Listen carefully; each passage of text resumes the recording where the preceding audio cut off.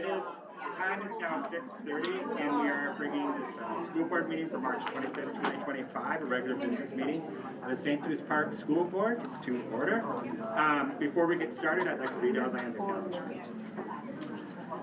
We are gathered on the land of the Dakota and Ojibwe peoples. I ask you to join me in acknowledging the Dakota and Ojibwe community, their elders, both past and present, as well as future generations. St. Louis Park Public Schools also acknowledges that it was founded upon exclusions and erasures of many indigenous peoples, including those on whose land the school district is located.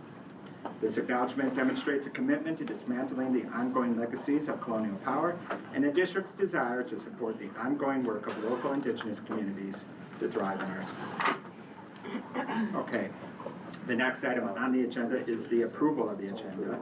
And on our agenda tonight, we have public comment, we have superintendent's report, we have discussion item 6A, mid-year 2025 and budget assumptions fiscal year 2026.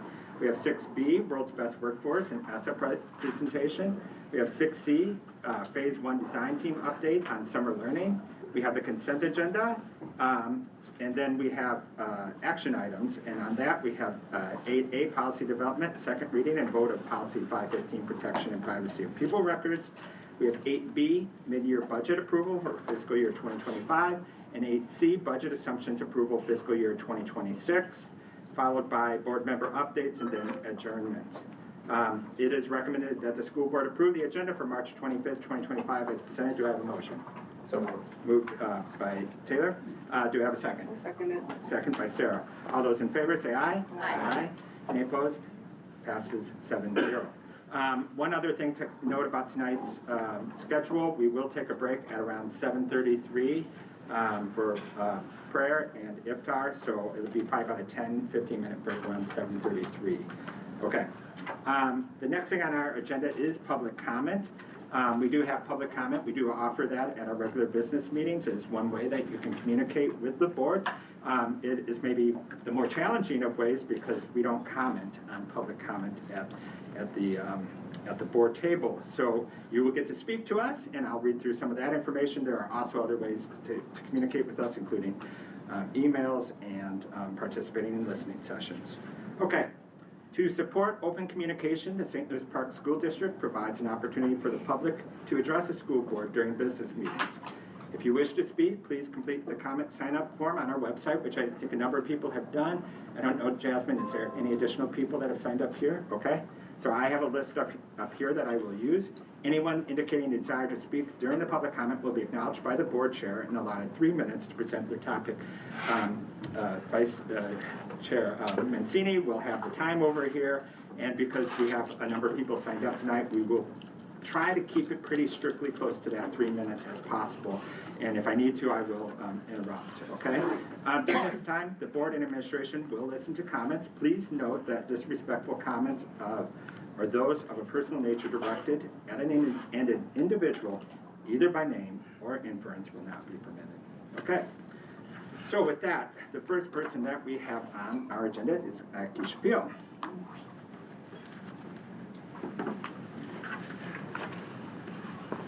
And before you get started, I will note that we don't have amplification in here. You're speaking to us, we'll hear you, but it may be difficult for people to hear in the back of the room. So as much as you can project as possible, that would be encouraged. I will try. Greetings, school board directors, Chair Cox and Dr. Hines. My name is Keisha Peel. I am a St. Louis Park resident, parent of 3 park kids, and a teacher at the high school. I am also a member representative for our teachers union. At the high school, we are a teaching staff in distress. We have been informed that we will be teaching 5.5 sections out of 7 next year in a transition year as a means of achieving budget reductions. This means that for 1 semester of the year, we would be teaching 6 classes out of 7 periods daily.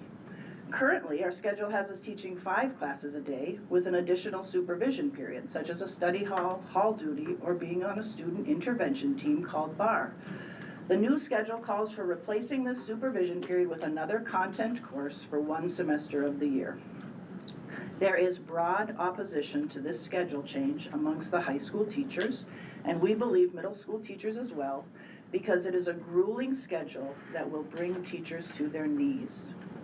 We believe that expecting teachers to teach 6 classes in a 7-period day is an unreasonable expectation, and it is a schedule that is rarely used in high schools across the metro area. I have researched the teaching schedules of many area high schools: Minnetonka, Wayzata, Eden Prairie, Hopkins, Edina, Richfield, Bloomington, and a few more. I shared these numbers with you earlier today in an email.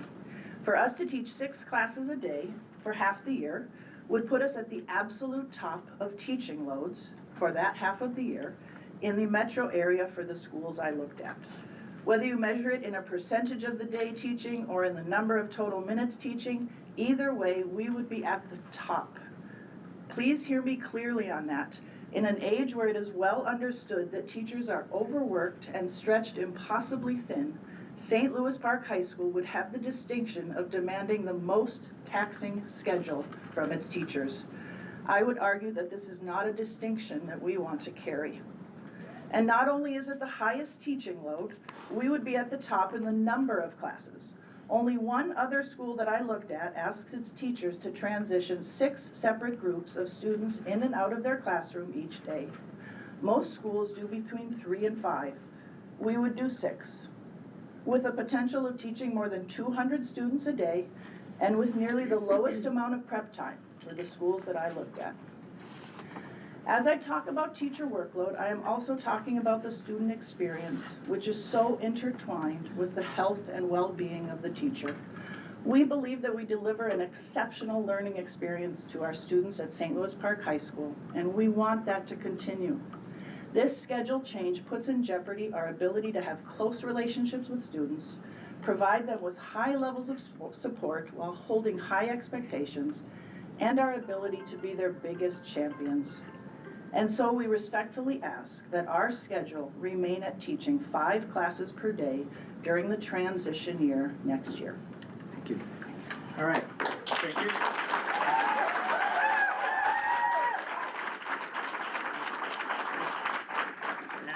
I do encourage you to hold the applause and hold it off because we do need to get through a number of these tonight. So next up, we do have Robert Anklem. No? No, Robert? Okay. Then, oh, we do? Okay. Couldn't hear you. All right. So I'll talk real loud because I'm good at that.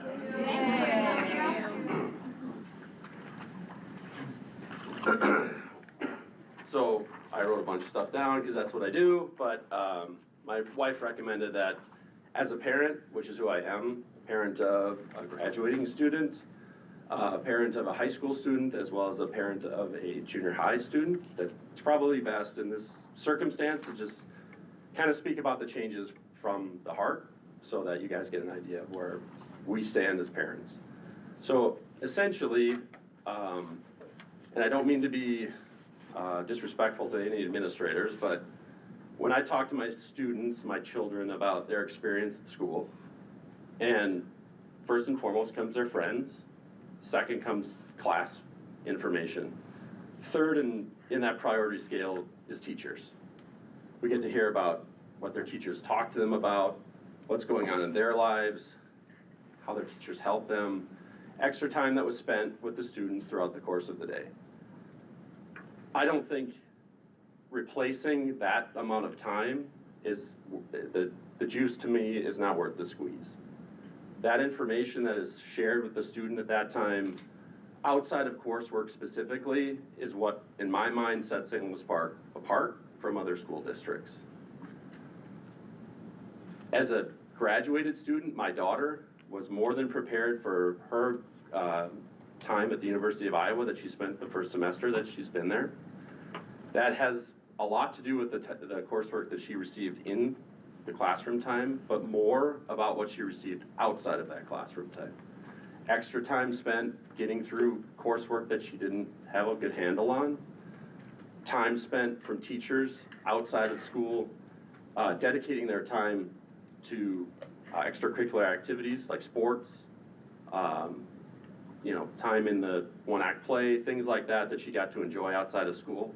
All those things come outside of what is being proposed for course level work going forward as a part of this block schedule. So What I see as a risk and going from a 5.5 out of 7 hourly, of course, I don't know the nomenclature, but what I see as a risk amongst our students is less time for that type of activity that really adds extrinsic value to our student experience. And I think what we're seeing amongst St. Louis Park's families at this time, because we've seen data reported that conversion among our students that actually live inside of St. Louis Park is on a decline since 2025. I think the voices are being heard just in terms of enrollment, that changes that are coming in as a result of our strategic plan are being met with some resistance amongst our families. So I think this is another change that puts that at risk going forward. So I would respectfully request that if there's a need to go forward with a block schedule, a 5.5 scheduling change, please meet that with a high level of communication and support to our families, because I feel like that's what's lacking. If it's meant to address a financial concern, an academic rigor concern, please add more background to that, because I think it's highly at risk of putting our greatest asset in the background, which is our teachers. Okay. Thank you, Robert. Thank you. All right, next we have Jill Merkel. Jill Merkel.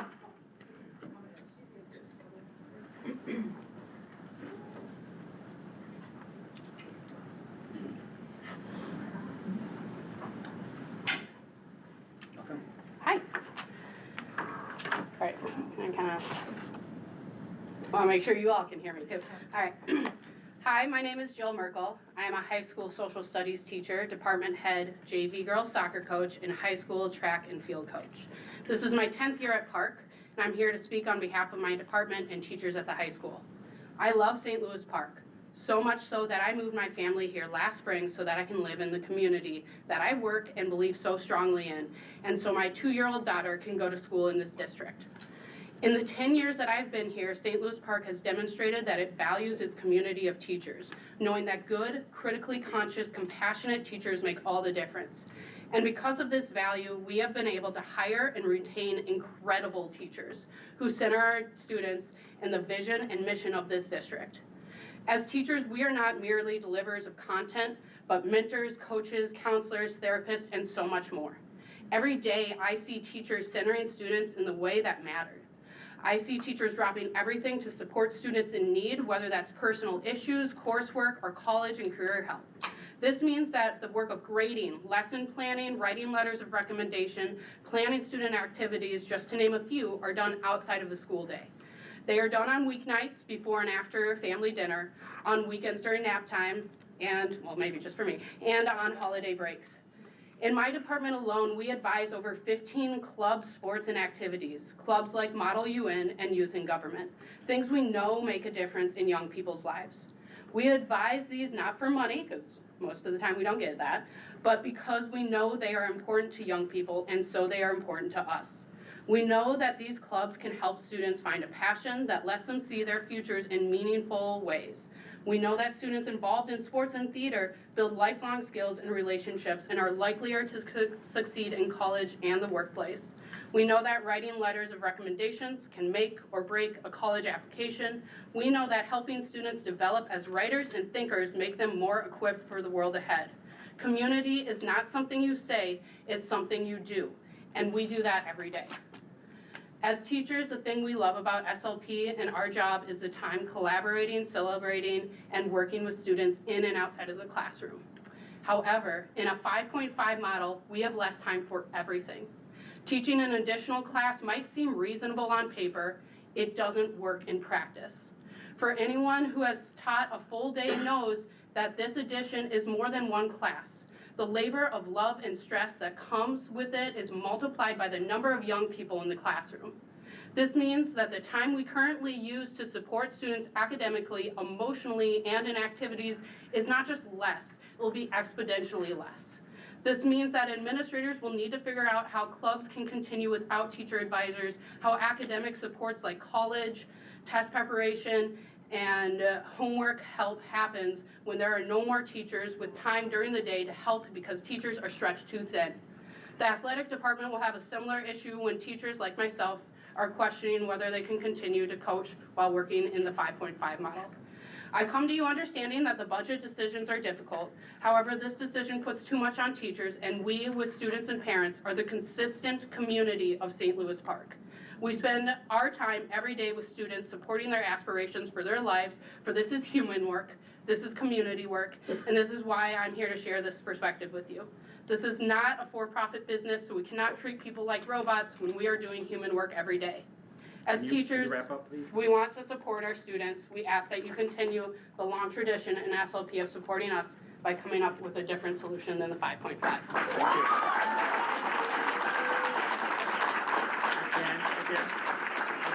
I just ask please that you hold the applause just because we do need to get through a bunch of these. We do have a meeting after this too, so I understand that there may be some excitement, but if you could just hold that back, that would be respectful to all of us here. Okay, Megan Dangerfield? Is it Megan or Megan?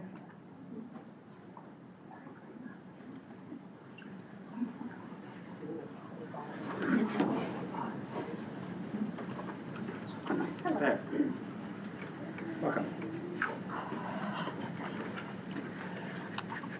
I am a parent. My family has an elementary and a middle school student in our home. And I feel blindsided by the schedule changes that were sent out via email a few weeks ago. First, I don't see any emails or notices containing information about proposed schedule changes. I went through every communication in the past year and was unable to find it mentioned. The strategic planning survey from January had no mention of it. The focus group invite from December had no mention of it. How were parents to know this was part of the agenda? Second, the elementary changes in PE. I understand from the email notice that there are concerns about the current model, but I feel there must be a better way than cutting it from our students' lives entirely, or for their daily routine. Everything you read says that people need to move at least an hour. We, as adults, have devices that remind us to move every hour, yet we're expecting kids to sit for hours on end without an outlet. What, are teachers gonna institute some math dance or something like that to get them to move around? I don't see how that's gonna work. Science, technology, and engineering are key to keeping our students competitive. These classes provide avenues for critical thinking, problem solving, and creativity. This group of students are our future technology and engineering creators, and they need a chance to explore. Music and fine arts engage parts of the brain that can assist with their academic goals. Music provides students a way to gain discipline and focus, and they find their passion and express their feelings. Media and library times are limited, and we were going to push that even further. Libraries foster literacy, teach research skills, and critical thinking. We are limiting the opportunity for our students to challenge themselves, learn and explore about the world and its cultures. It can help them find passion and joy in life. The middle school block schedule. What kind of block schedule are we proposing? I would like an avenue to provide input and ask questions before implementation so our students can succeed. And how do you expect the students to sit for an extra 20 to 40 minutes? We have students with learning differences or trouble focusing. This will lead to struggles for them and lower success. Without a break in classroom time, when can students go to the teachers for assistance? Before school doesn't work because they aren't allowed in the school until 15 minutes before class begins. After schools, they have activities or they need to catch a bus or a ride. So when are they supposed to get assistance if they're blocked into schedules all day? These are just some of the questions and concerns I have, and I don't feel we are being given the opportunity to discuss them. Thank you very much for your time. Thank you. All right, next up we have Andrea Rogers. Andrea Rogers? Yes? No? Andrea? No, Andrea? Okay. Let me just make sure that I'm reading this right. All right, yep. All right, Anson.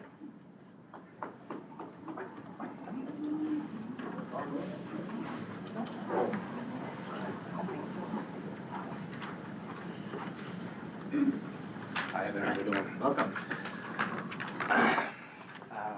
Good evening, members of the board. My name is Anson Opara. I am currently a resident of St. Louis Park, high school math teacher, and the varsity boys soccer coach. Most importantly, I'm a father to a 4-year-old. who will hopefully be part of this district soon. When my wife and I searched for a home, we looked at 61 different houses. We chose to live here not for the square footage, but for the values this community stands for. I believed in them as I do now, that St. Louis Park is a place that puts kids first. That's why I'm here tonight, to speak not just as an educator, but as a father, a neighbor, and a deeply invested community member. The proposed move to 5.5 out of 7 teaching schedule may look small on paper, but the human cost is anything but. Earlier this year, I taught 6 classes in a day to help cover a staffing gap that we had. I've always considered myself very resilient, someone who can push through, but those months changed me. The added workload impacted the quality of my teaching, my relationships at home, and my overall health. I wasn't sleeping, I couldn't give meaningful feedback to my students. I was showing up, but I was in survival mode. I thought I'd feel relief when it ended, and I did, but I also felt the weight of what I just endured. I wasn't alone. Half of our math department was in the same situation, and I want to echo what we shared in our letter that we shared with you. This schedule made us less effective teachers. It reduced our time to plan, collaborate, and support students. It dulled our energy and joy in the classroom. It limited the one-on-one help that we offer kids before and after school, and it's help that they rely on. It's important to understand that teachers aren't just delivering content, we're building relationships, we're adapting, troubleshooting, guiding, and responding to student needs in real time. That takes time and energy and space to reflect and prepare, and when you reduce that space, something has to give, and too often it's the personal well-being of the teacher and the personalized experience of the student. What concerns me most is what this means for the future of our schools. We risk burning out the very people that make this district special. We risk losing experienced teachers to early retirement and promising young educators to other professions. And we risk creating classrooms where students receive less, not because their teachers don't care, but because they simply don't have enough left to give. My daughter sees her preschool teachers as real-life celebrities. They light up her world in ways I can't even fully explain. And I want her to grow up in a district where her teachers are celebrated too, not just with words, but with policies that honor their humanity and their limits. Please reconsider this model, not just for the numbers on a budget spreadsheet, but for the people behind them. Let's find solutions that support both student success and teachers' sustainability. Thank you. Thank you, Anthony. All right, next up we have Andrew Carlson. Andrew Carlson.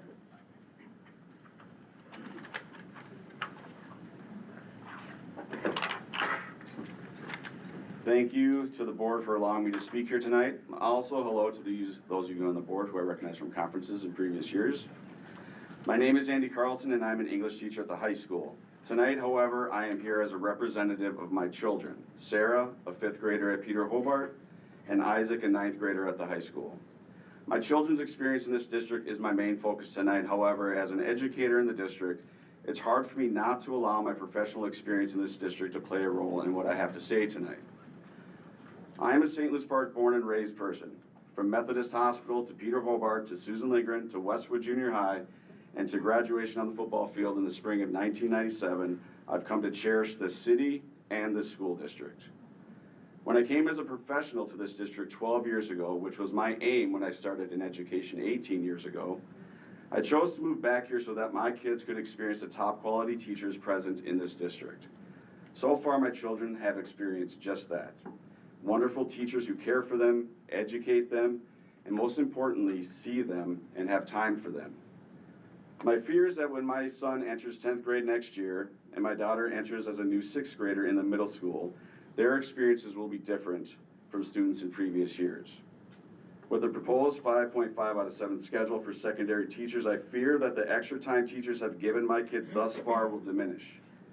With the proposed schedule change brings more classes for teachers, more students for teachers, less time to connect with students individually for teachers, and an overall overworked educator. I fear that teachers may not have it in their capacity to advise National Honor Society, put on a middle school theater performance, coach a middle school or junior varsity sport, or go that extra mile to watch a Friday night basketball game due to being overworked. I fear that those connections teachers make with students both inside and outside of the classroom will be affected due to an untenable workload. Going through budget cuts is a tough task.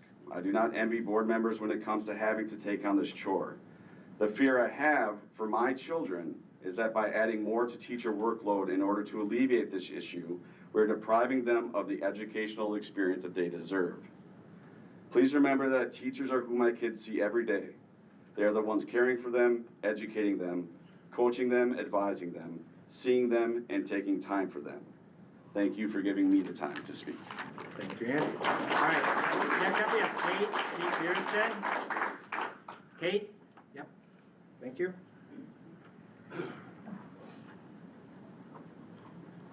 Welcome. Thank you.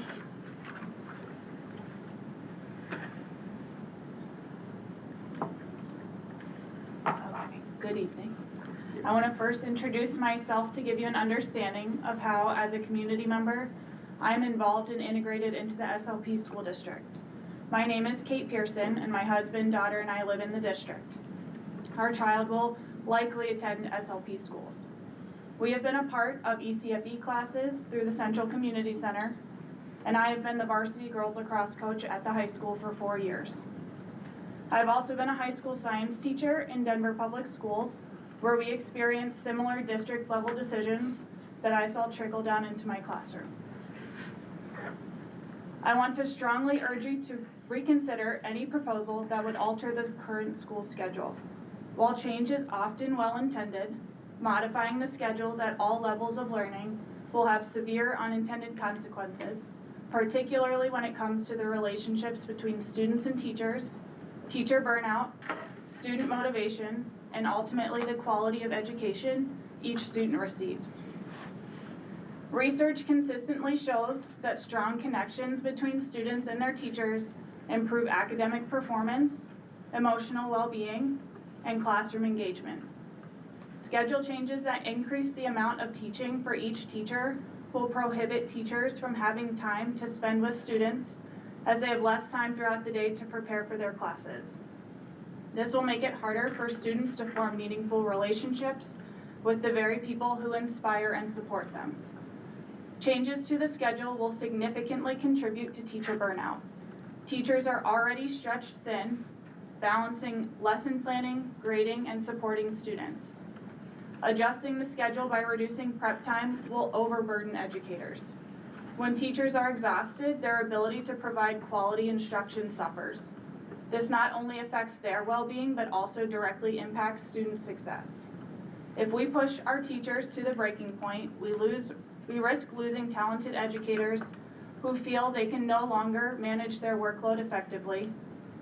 In my experience, teacher burnout means absolutely no time or energy to attend extracurricular activities to support their students. Teachers won't coach their students in sports. They won't sponsor clubs. All of this is a direct impact to each student's education.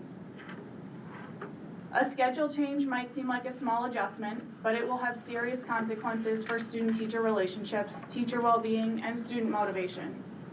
We, as a family, will certainly be looking out of district if these schedule changes are moved forward. And teachers continue to take on unnecessary burdens. We should be making decisions that strengthen education, not weaken it. I urge you to prioritize stability and consistency for both students and teachers. Thank you. All right, thanks, Kate. Laura Kuipers, is it? Laura? Yep. You sure you're coming? Okay, great. Thank you. Welcome. Thank you. Good evening, board members, Madam Superintendent.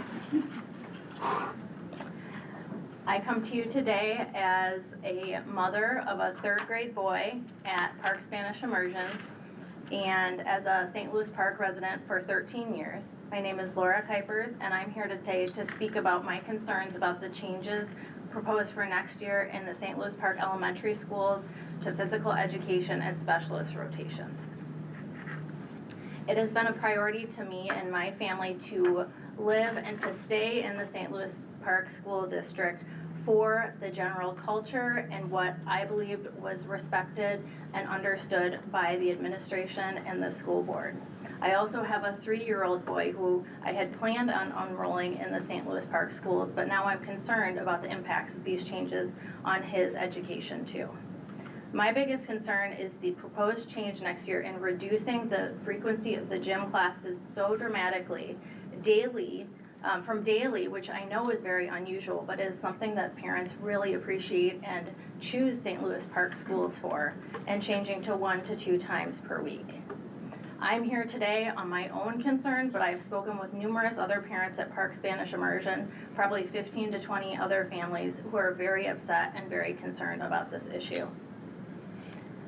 I understand that the district and the board and administration have a desire to improve on our schools' test scores. I agree that that is needed throughout. However, the decision to increase instructional time at the expense of the student's opportunity for exercise will not necessarily achieve this goal.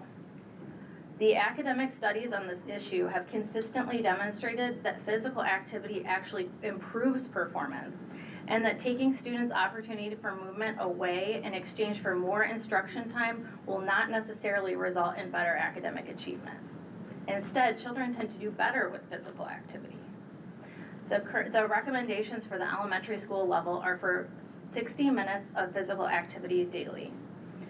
Also, further recommendations by the Shape America Society of Health and Physical Educators have recommended about 150 minutes of physical education per week in elementary school. I am very concerned as a parent and upset that the district is making changes that are inconsistent with the academic research.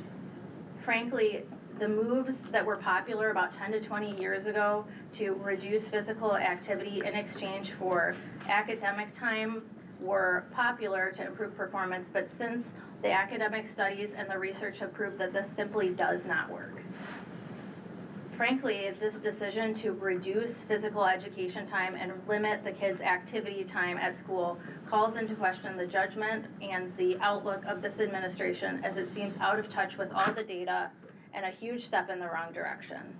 It appears that the school district is overlooking the academic research about children's physical needs and what they actually need to succeed.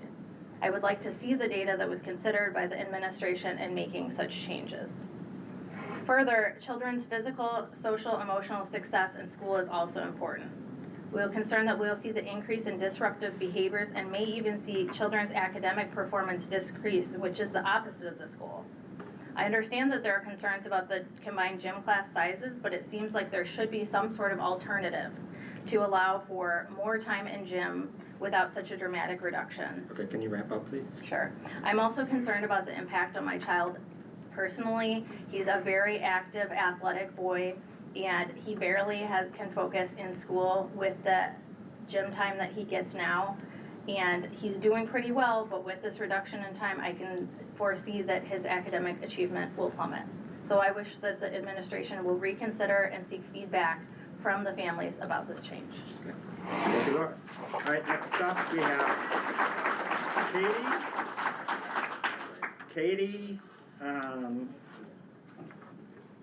it's really time, Katie Mattia? Okay, thank you.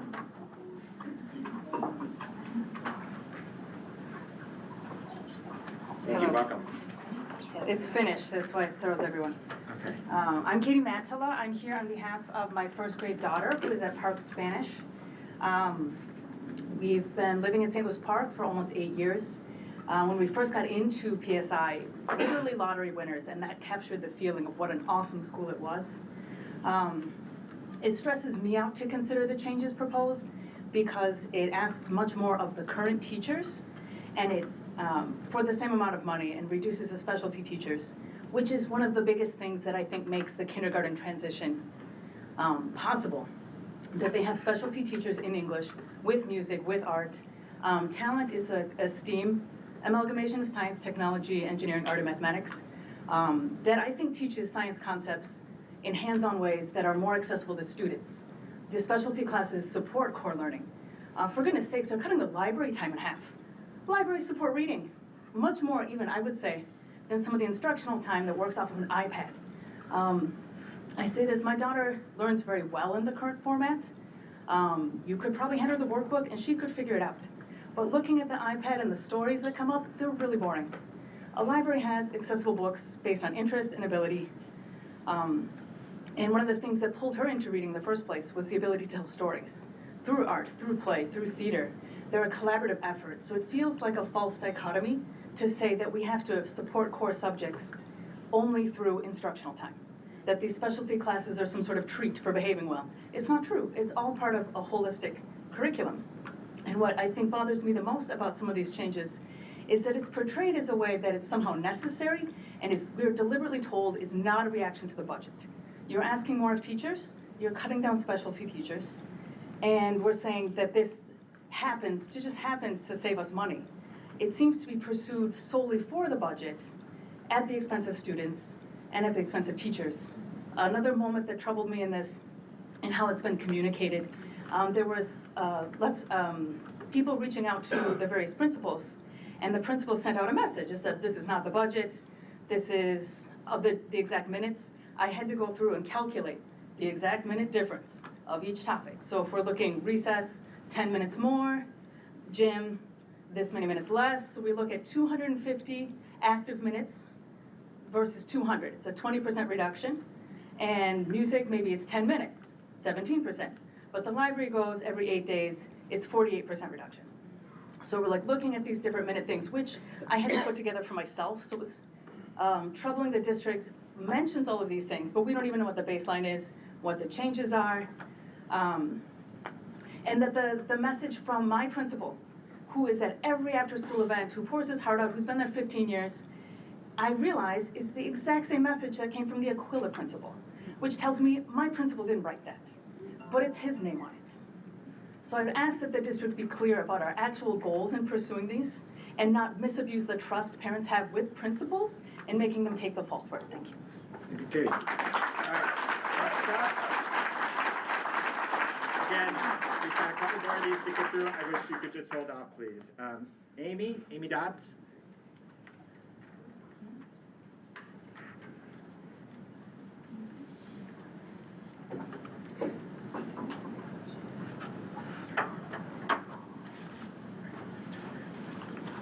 Good evening to all of you. Thank you for having me speak here tonight. I am coming in the capacity of a parent to a PSI first grader and a middle school sixth grader. I am an educator myself. I work for Hiawatha Academies. I guess for me what I'm going to do is just read this letter to you and give you a copy so you can look at the comments later and consider them. So we received an email from Dr. Hines regarding these changes, and I appreciated the transparency in talking about these changes before they actually happen. I'm glad this letter came early. However, I am very, very concerned and surprised by the proposed changes. There's no research showing, for instance, in PSI's case, that increasing instructional time at the expense of gym frequency results in student learning enhancement and academic success. There is no study that classifies this scenario as high-quality learning. Up to now, I have felt like my son and daughter have gotten the highest quality learning here in public schooling in St. Louis Park. These proposed changes do not offer that. Instead, research shows, as someone said before me, that daily gym supports cognitive functioning. It helps maintain healthy weight levels. It reduces the risk of cardiovascular disease. Research shows that moderate intensity movement results in better scores in reading and math because students, neurotypical and neurodiverse, are better able to focus on single tasks like writing, reading, mathematics. If the district's intention is to support academic rigor and to enhance student learning, then retaining daily gym is integral to those goals. The proposed decrease in gym frequency sets students up to experience a diminished learning experience and more challenges in the classroom. My husband Luis and I chose St. Louis Park Schools specifically for the public Spanish immersion school and for daily gym and recess. We looked at tens of schools when we returned to Minnesota. This was the school district that we chose. We moved here when we weren't even in PSI, hoping to get through the lottery. We celebrated when our daughter got in. Now, I don't feel very happy about these proposed changes because the whole purpose for us coming here, or one of the two purposes for us coming here, is now being called into question. Likewise, the new schedule that moves the middle and high schools to a block schedule, there aren't many studies on middle schools, first of all. But for high school, the results are mixed. 75 to 90-minute classes may support the economic considerations that the board and the superintendent have to think about. But at the same time, they don't necessarily promote enhanced student learning across the core disciplines at the middle school level. While studies show that block schedules can provide more time for different activities, they have also been shown to disrupt the flow of learning because the classes are not every day. They can interfere with long-term knowledge retention, and then also teachers grapple with maintaining student engagement at the high school level. Can you wrap up, please, Sue? So how does that play out at the middle school level, right?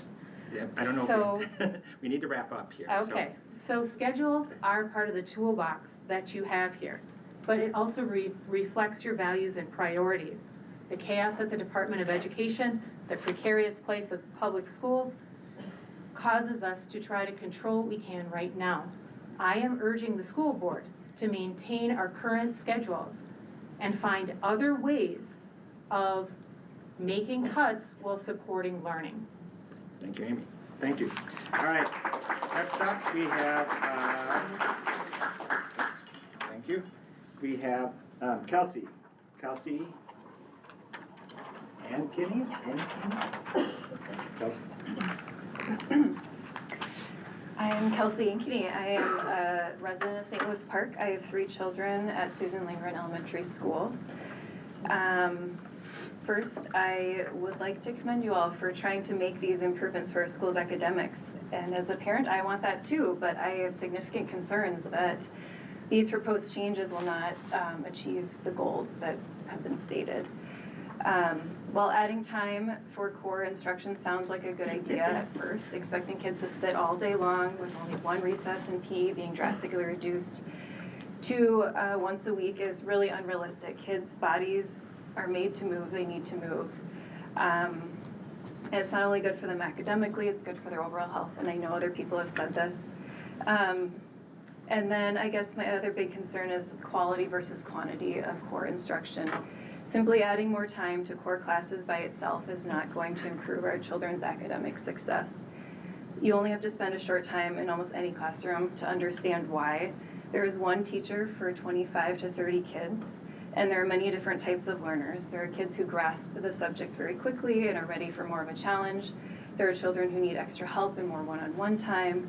There are kids who are more mainstream learners, and then in addition to that, there's always a handful of kids who can be disruptive and always pulling the teacher's attention away throughout the day. And we have amazing teachers at our school who are very passionate, and I know they're doing their best.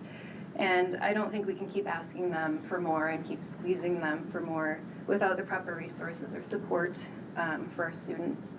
We need more staff in the classrooms and more helpers in our classrooms to help support them and support our kids. And more time does not necessarily mean our kids are going to get good quality instruction.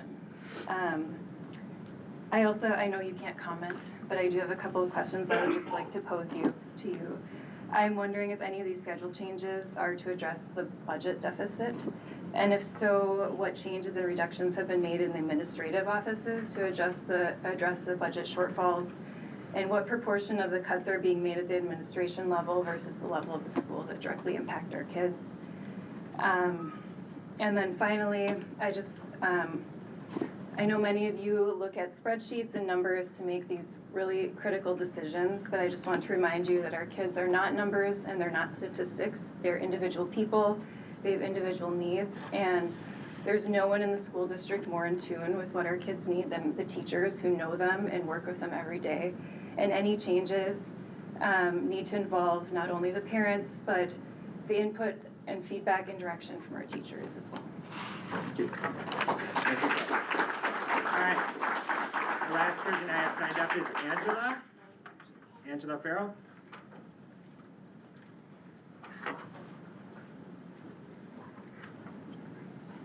Thank you. Welcome, Angela. Thank you. I'm Angela Farrell. I have two boys, 5 and 7, so I was hoping to have an incoming kindergartner into PSI, and I have a current first grader. When I first saw the changes, I didn't think much of it. It didn't really highlight what the changes were based upon what we currently have. And then when it set in and I really realized what the changes were, I had a moment of panic. Surely this couldn't be right. One word, blindsided. How can a change of this magnitude not have parent feedback? I am told parent feedback was given, but the 50+ parents that I have personally spoken to at the school and at other schools within the district had no idea that this change was occurring. 100% of the parents that I spoke to do not agree with this change. It is especially disheartening for those who had no notice for a lottery submission for a school outside of the district. We need more time to research other schools the way that we researched this school and this district. In 2025, we have access and an abundance of data of what is beneficial to a child's developing brain. I would be happy, I assumed that data was reviewed before making these decisions, but I would be happy to send you all of the research that many parents have compiled, that I've compiled. Kids need more movement, not less. Putting this on individual teachers is not right. Their job is already stressful enough. When I told my child about these changes, now looking back against my better judgment, he said, "No, school is mean. Grown-ups are mean. I'm melting." So where do we go from here? We present the problems and the need for the change. We align on options together as a community. We vote for change. This district has an opportunity to evolve with the latest mental health and neuroscience research. What if we supplemented with a movement and mindfulness class that goes outdoors when nature permits? There are options. Please help us evolve in the right direction. Thank you. Thank you for your time. All right. Thank you. I don't believe we have anybody else signed up for public comment at this point, so I believe we will move on with our agenda here. And we do have a number of things to get through here still. So, and as a reminder, we'll be taking a break at 7:33. Okay, first thing on the agenda, we have discussion item 6A, mid-year 2025 and budget assumptions fiscal year 2026. Oh, superintendent's report. Sorry, I moved too quickly. I skipped right over it. Sorry, superintendent's report. Dr. Hines. Thank you. So quickly, as we move through spring season, I am continually reminded of the strength and unity of our St. Louis Park Schools community. Our mission to see, inspire, and empower each student every day continues to guide and inspire the work we do. This commitment is reflected in our classrooms, across our schools, and throughout our community partnerships. Over the past month, I had the opportunity to attend legislative meetings at the state capitol, where I, along with other district leaders and board members, met with our elected officials to advocate for policies and funding that align with our district's strategic priorities. I'm grateful for the engagement of our legislators and their ongoing support of public schools. Another highlight this month was the Iftar Community Dinner put on by our Muslim Student Association. It was a beautiful evening of connection, cultural learning, and celebration. Events like these are essential to building bridges, honoring the diverse identities within our schools, and strengthening the inclusive environment we are committed to fostering. I want to take a moment to recognize the incredible talent of our student performers and the dedication of our staff and families who help bring school theater productions to life. Middle school students are producing a show of Beauty and the Beast, and the students at Susan Lindgren Elementary School recently put on shows of The Lion King. These performances are a testament of the power of the arts in our students' education. I also want to share the SLP Schools is partnering with Hennepin County Public Health to host a free walk-in immunization clinic on Wednesday, April 30th from 2 to 6 p.m. This event is open to the public, and families are encouraged to use this as an opportunity to update immunizations before next school year. Last week, I announced district-wide school changes for students in grades K through 12. The school changes are for next school year were made to address two major areas: the concerns of low academic achievement and the $2 million budget reduction that was projected and announced in October of 2024. Since my official start in July of 2024, I have been intentional about listening to the values of our school community and the community at large. I noticed two things. One, I heard the overwhelming importance of ensuring that each student was seen, inspired, and empowered to live out their brilliance. The second was the importance of improving our student achievement and academic rigor. I have heard this message loud and clear through budget listening sessions, community listening sessions, strategic plan listening sessions, survey data, principals meetings, school data team meetings, parent meetings, design team recommendations, and PACT meetings. It became clear that we needed to adjust the way we are delivering educational services to ensure that we are actualizing our mission and it's not just words on paper. At our elementary schools, these shifts included increased instructional time in core subjects. By increasing core instruction by 110 minutes per week, students gain deeper engagement in core subjects while maintaining access to specialist instruction in areas like music, physical education, and talent development.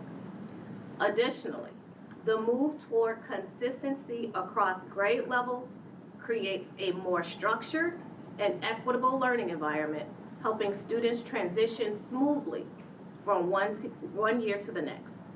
To be clear, increasing core instruction does not equate to additional screen time for students. I also like to thank the parents who have reached out to share concerns about the decrease in physical education. I hear how important this is, and I like to reassure you that we have taken in consideration the recommended amount of physical activity, sought feedback from our physical education design team, and looked at what other school districts are doing. Physical activity is essential for our students. And one of the recommendations from our physical education design team was to increase movement throughout the school day. Last year, teachers received professional development on mindful movement in the classroom to ensure that students are able to move their bodies throughout the day. Elementary schools have been outfitted with furniture that will allow students to be flexible with their needs. Flexible learning spaces and sensory hallways are also areas where students can move and learn in a physical manner. Additionally, recess has been increased by 10 minutes. I know this may be an adjustment, but I am confident in this move. The transition to block scheduling at the middle and high school levels is also to ensure that we are providing a high-quality educational opportunity. Each student should be able to make a choice of what they want to do after high school, and their course opportunities help them make those decisions. I shared information about how we plan to transition to the block schedule over the next year. Principal Paddock and Principal Kalinowski are working in collaboration with teachers to determine the final schedules, and they are committed to including teachers throughout the process. Next year, students will take the same amount of classes as they currently are, while teachers and staff prepare for the transition to the block schedule in 2026-27 school year. It is my intent to make sure all of our educational programming and choices for students are available while also remaining in a healthy financial state. There is much uncertainty that is before us, and we have to prepare now for what may come. While change brings challenges, our district is making thoughtful, research-based, data-driven decisions to enhance academic instruction, improve student safety, and foster greater collaboration among educators, all with the goal of creating a more effective and supportive learning environment for each student. Thank you. Okay, thank you, Dr. Hines. It is 7:27. I think we'll go ahead and take a break now so that we don't have to interrupt a presentation. So we'll take a break at 7:27. We'll be back at 7:45.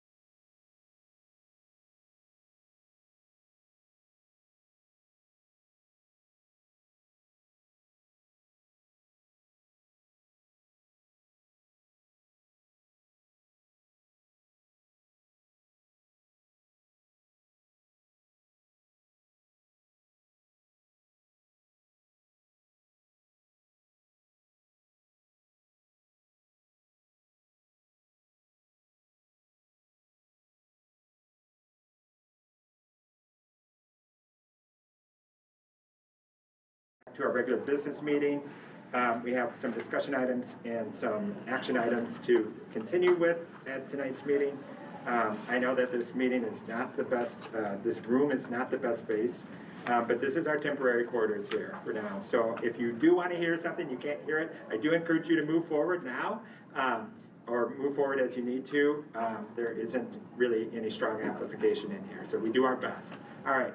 With that, we have Director Magnuson here, who is here to present on the mid-year 2025 and budget assumptions, fiscal year 2026. Director Magnuson. Thank you. Good evening, Dr. Superintendent Carlandria Hines, Chair Cox, and members of the board. I do have 2 fiscal years we're going to talk about a little bit tonight. And the purpose is to prepare you to take action later in tonight's meeting to accept the mid-year budget adjustments for fiscal year 2025 and our budget assumptions as we build the budget for fiscal year 2026. And we've been here a few times. We presented the budget at the March 11th study session with some, and the assumptions with the Finance Advisory Committee, which I would recommend anyone who wants to join the Finance Advisory Committee should go to the website and email me, because we can use all of you on our Finance Advisory Committee. And so we have met over the year and brought the budget assumptions to the school board. Can I ask you a quick question about that? Are educators invited to that? Yes, we have one paraprofessional, and there's a principal, and there have been a couple of teachers who come sometimes to they're on the roster. So awesome. Yeah. Thank you. Mm-hmm. So we are going to talk about the mid-year budget update first, but first I just want to show you the budget timeline. We start this work way back in the summer, and we are down into the approval section of the budget, where we've done all the analysis and the data dive, and we are into the process of approving the components of the budget. We've been here with the Finance Advisory Committee and with the finance team talking about these items in previous board meetings in a lot of detail. So I'm going to first talk about the mid-year budget update. I just want to remind the board quickly that this mid-year budget update brings in an unreserved fund balance of $5.6 million, about 8.2%. It's about a flat fund balance. It's just a very small increase from the original budget, but it incorporates the impact of our enrollment increase this fall. It incorporates the special education revenue increases, actual staffing costs, and revised projections in other areas like utilities and transportation. We're working closely with our vendor partners in transportation and in other areas to keep costs down, and we've been meeting monthly with budget managers to manage budgets closely, and we've actually have a spending cutoff for this year unless it was prepared as part of a budget presentation to the superintendent prior to I guess it was March 1st. It had to be to the superintendent by March 1st. So we're watching very closely every penny because we know the impact of budget cuts are difficult. This is where we are at with revenue. We went through the details of this last time, but our mid-year budget for revenue in the general fund is $82.8 million. That's up about $2.8 million. The bulk of that is really in state aid for special education, but that also comes with increased costs for special education.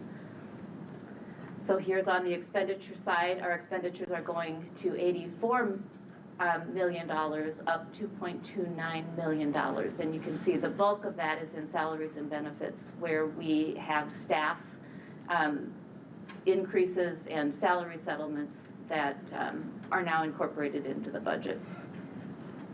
So that's where the budget is at. As we discussed, nothing has changed since the last 2 times we've been here. The budget assumptions as we move into fiscal 26, as Dr. Hines said earlier, there is a lot that's unknown right now.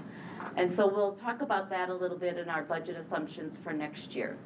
We have a recommendation to continue maintaining an 8% fund balance. That's only $5 million. That will get us about 2 months if funding went away. And we need to create a strategy to grow the fund balance. We are recommending to 12 to 16%. We are a large outlier in the metro area with such a low fund balance. There is no plan in this current budget or recommendation in this current budget to grow the fund balance. In fact, we're saying just hold the fund balance steady. Don't dip into it anymore.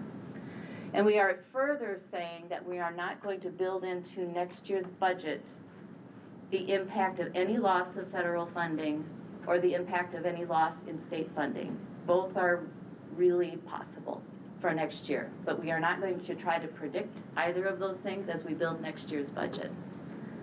So if we lose funding, we will dip further into that 8% fund balance. So just a quick clarification on that. So essentially keeping that 8% is important in case, as a contingency in case of those losses. Yes, it's exactly why we have a fund balance. When times like this are upon us, unprecedented times have been now for about the last 5 years, and a 12 to 16% fund balance. Many districts around us have larger fund balances that can withstand this. We are very fortunate that we've held this fund balance at 8% for a couple of years, and looks like we'll be able to hold it this year. Our per pupil funding formula is set in state law to increase by 2.74%. The legislature has not adjourned. This is just simply current law that increases the funding formula, and we won't make changes as we build the budget for next year at this time, because that is current law. Our student enrollment projection is that we'll have 302 kindergartners, 26 overall K through 12. That's a small decline, which has been the trend. We're watching very closely our enrollment, and our enrollment looks very strong for next year. But until we see particular numbers as we head into summer, we can't make predictions that are different from what the trends have been telling us. And we are going to persist in our really strategic efforts to attract and retain students. So this isn't a goal. This is what our history would tell us the enrollment might be. In local fees, we're going to add a technology fee in the fall that will cover the cost of losses and damage, and there'll be all kinds of ways to work around students and families to make sure nobody's harmed in the process, but to incorporate a reasonable fee like many other students or school districts have to account for losses. We're going to increase community ed fees on premium rental spaces like the turf field, the Performing Arts Center. We haven't differentiated fees. The Community Ed Advisory Council has worked through the details of that. We'll incorporate that into the budget. As far as fees go, no other changes. We aren't increasing any other fees.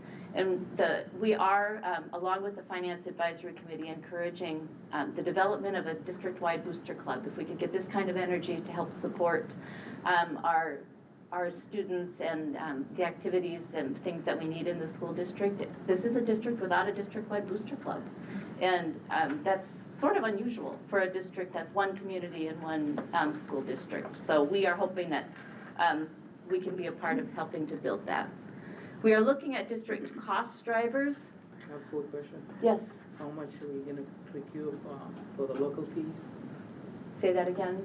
How much money we're going to recoup for the local fees, like technology fees? Right, it won't be very much money, but it will cover the costs associated with losses from technology. I would say it's less than $20,000 between the two.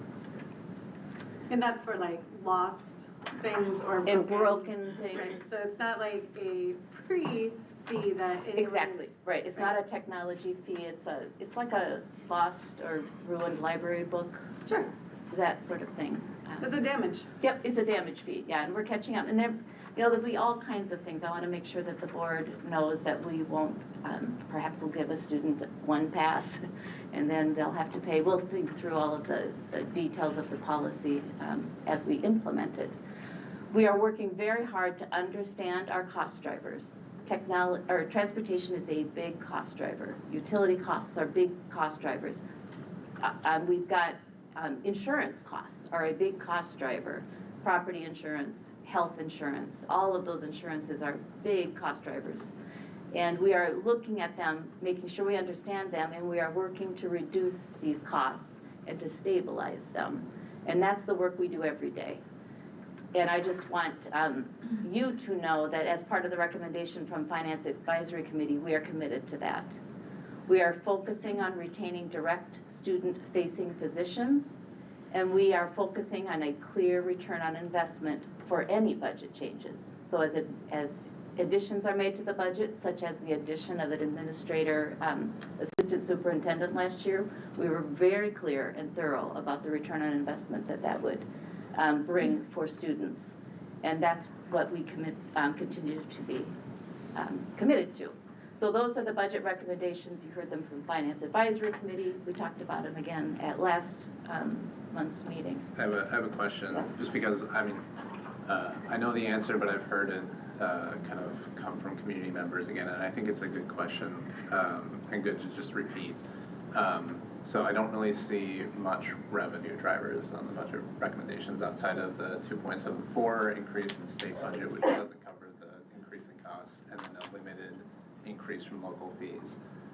We can't go out into the community and ask for more money at this point. We can't levy our tax base any further than what we're currently at. Is that correct? That's exactly right. On the general, anything that would impact the general fund, we can't ask for an increase. We are at the cap for the operating referendum, as are many districts in the metro area. And that is a state mandate, correct? That is a state law, yeah.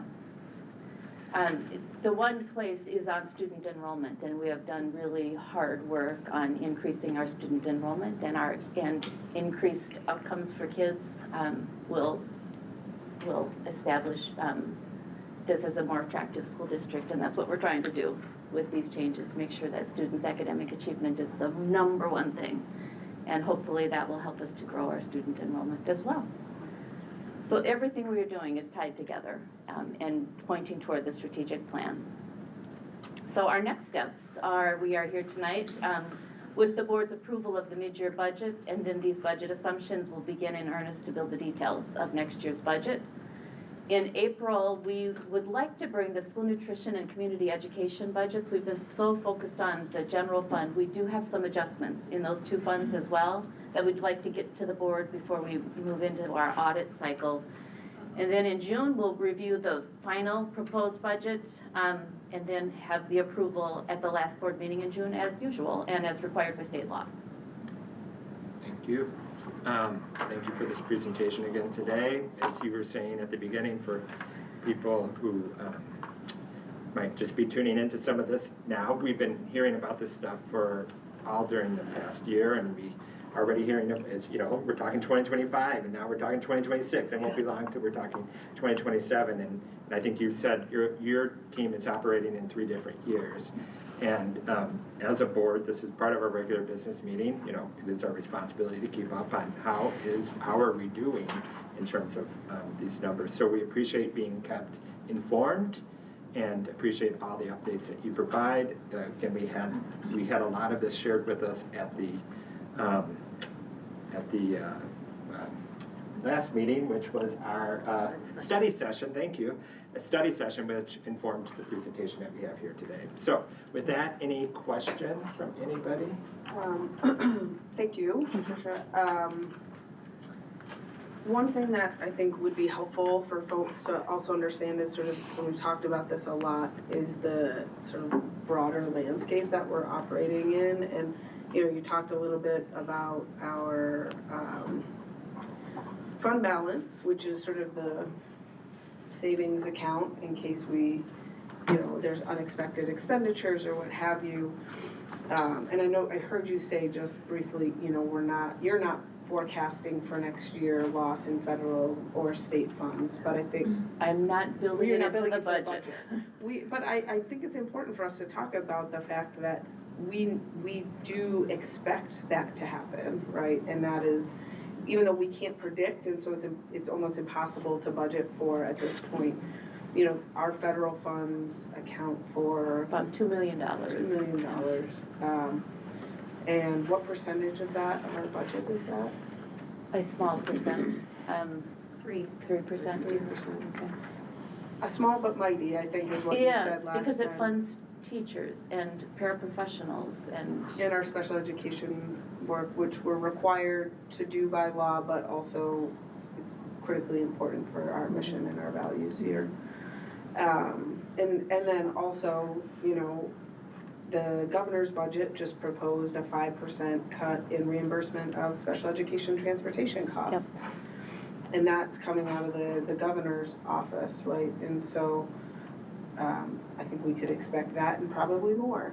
And so I think as we're thinking about the budget for right now and the cuts we need to make in order to even stay within budget, we know that we're forecasting forward that it's not gonna get better from here. This is gonna be a tough, we're operating in a difficult landscape. Is that fair to say? That is very fair to say, yes, thank you. Thank you. Yeah, Tracy. Yeah, I mean, I think we heard, those of us who were at the Capitol yesterday heard loud and clear from both sides of the aisle that not to expect anything besides that 2.74. And probably, like Sarah said, there will be some things that are cut to. So it might not be 2.74, it might be overall less. It is extremely difficult and disheartening, and I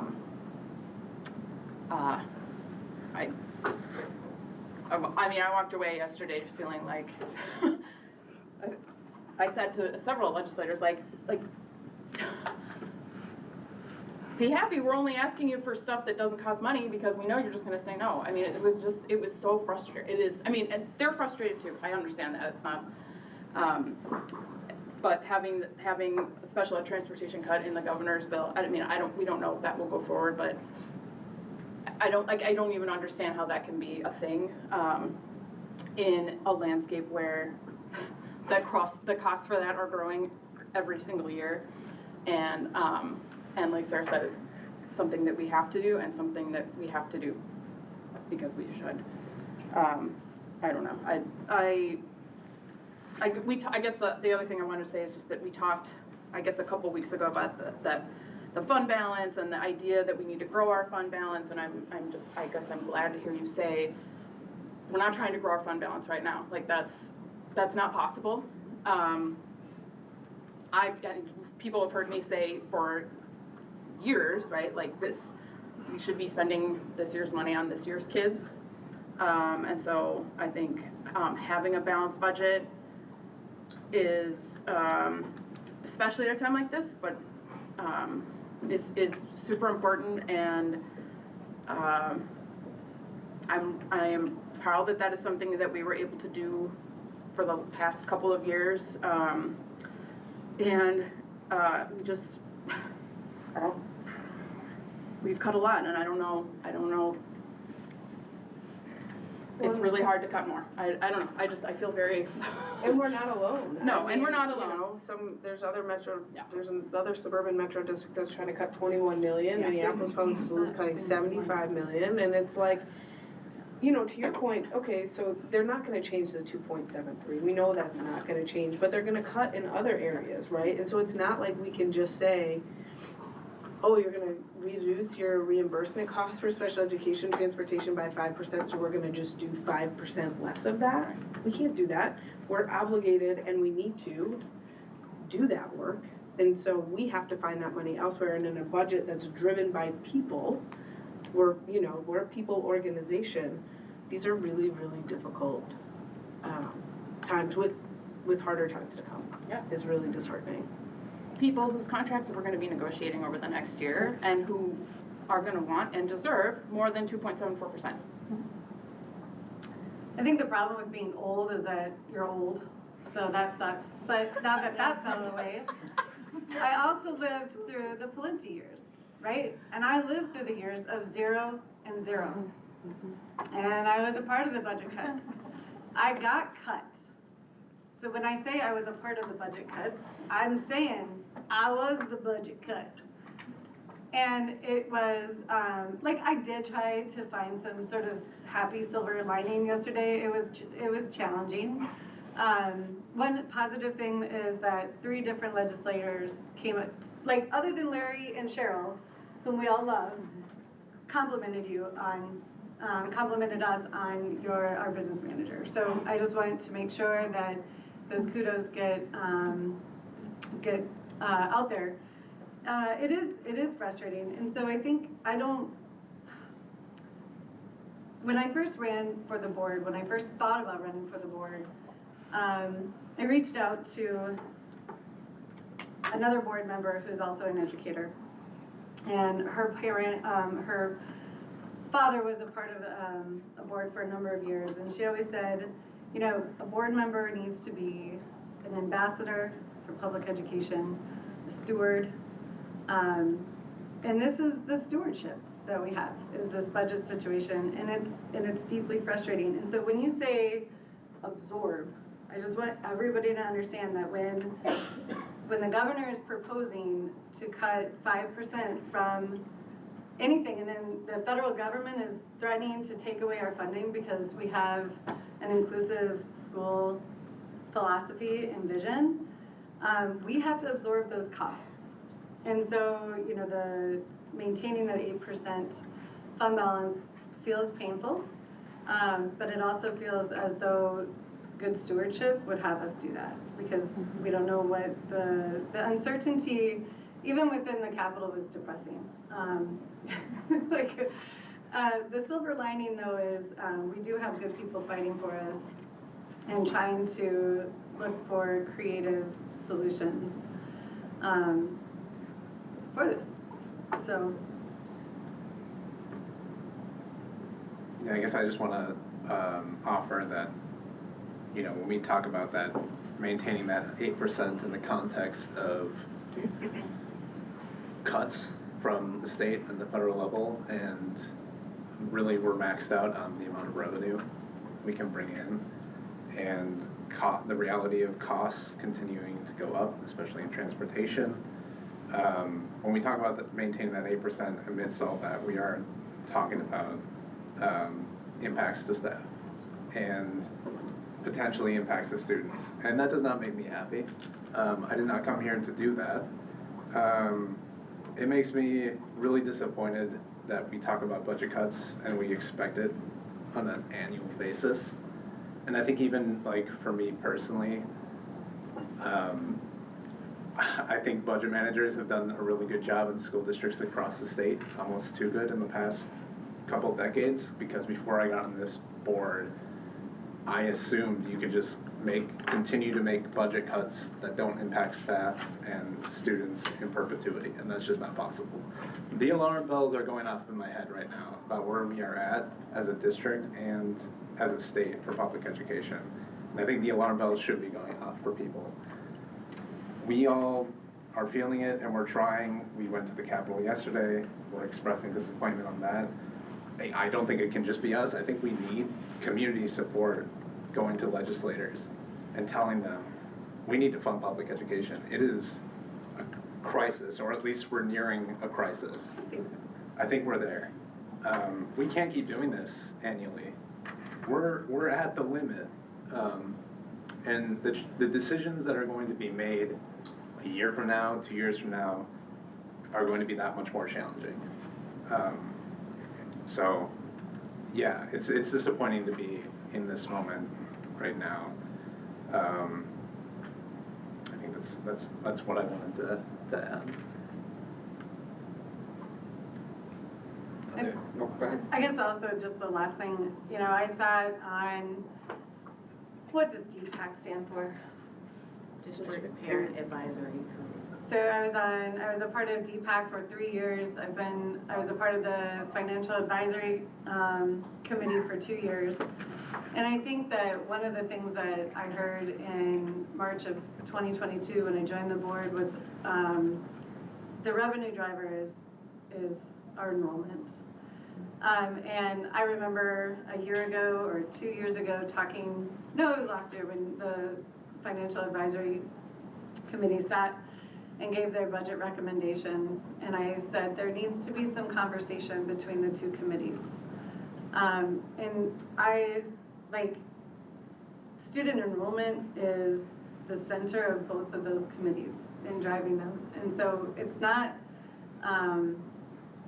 it hasn't escaped anybody on this board, that student enrollment and what brings students in to our district. So it's not being ignored. Like among all of these sort of sad conversations about budget, there is like that warm feeling of the reason why people stay in the district, the reason why people come to the district. So it is there.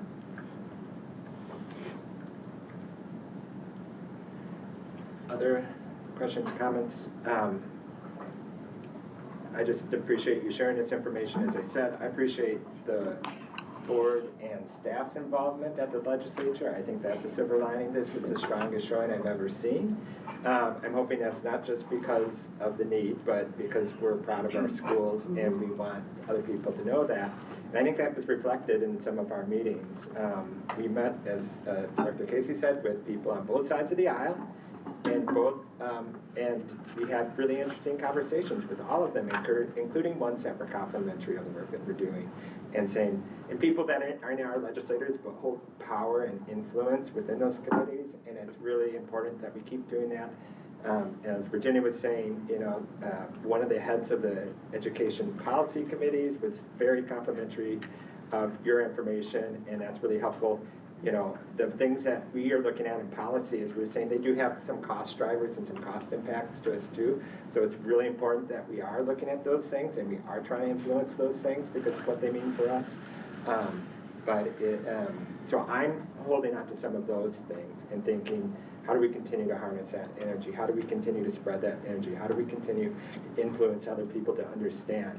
When it's frustrating when people still don't, we see a lot of these numbers. We understand the referendums, we understand a lot of these things, and we get, you know, I understand that people can't understand all of it. This is our job that we opted to do, to understand why we're at this place, what we can levy for, what we can't levy for, how we're different from another governing body, how much influence we have to say what we can do with our budget when we're given the money that we're given, and it's this money here, and it's for this, and oh, you only get 2/3 of what you really need for this. You figure out the rest. Be creative. Do something. So there's a lot of work, and I'm just appreciative of us continuing to advocate, and appreciate the way that you keep us informed of things, and just appreciate the way that we try to stay in conversation as much as we can. So. We will have a vote on both of these items, I think, right? Yep, coming up as in here. So thank you, Director Magnuson. Thank you.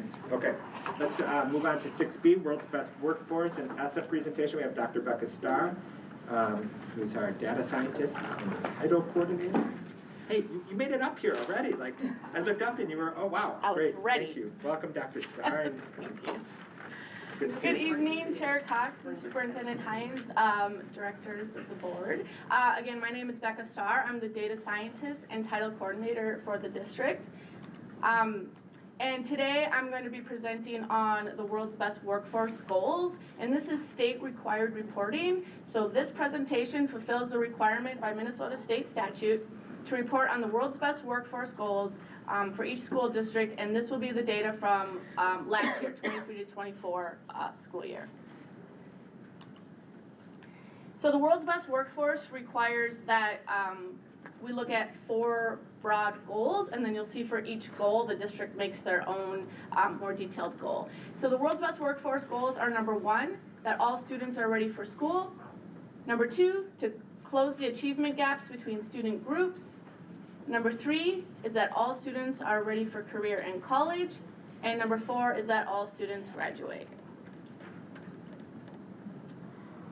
So goal number 1, all children are ready for school. For that goal, our district category, as assessed by the Early Reading Fastbridge Assessment, will increase by 2% from the fall of 2023 to the spring of 2024. And in this case, what we mean by risk is the risk of not meeting their year-end benchmark, so where they should be at the end of kindergarten. And this outcome was not met. As you can see in the graph here, we have across our 4 elementary schools, this is again the Early Reading Fastbridge Composite Literacy Score. And you can see in the blue bars the fall 23% of kids that were at low risk. And then in the red is the spring of 24, what kids were in the low risk group. And as you can see, Aquila met their goal. They raised that percentage by 2 points, but we had dips in the other 3 elementary schools. And this is kindergarten literacy measure. The second goal is to close the achievement gap. And for that, our district wrote these goals. The reading gap between Black and white students will decrease by 2% from spring of 2023 to spring of 2024 as measured by the MCA or the MTAS reading proficiency. And this is across all of our grades that take this test. And the math gap will also decrease by 2% as measured by the MCA or MTAS math proficiency. This goal was not met. Here you can see that the spring of 2023 is in blue. We had 41%. This is again the achievement gap between Black and white students. And then spring of 2024 went up 1%. So we want that number to get lower, and it went up 1% for reading and also for math.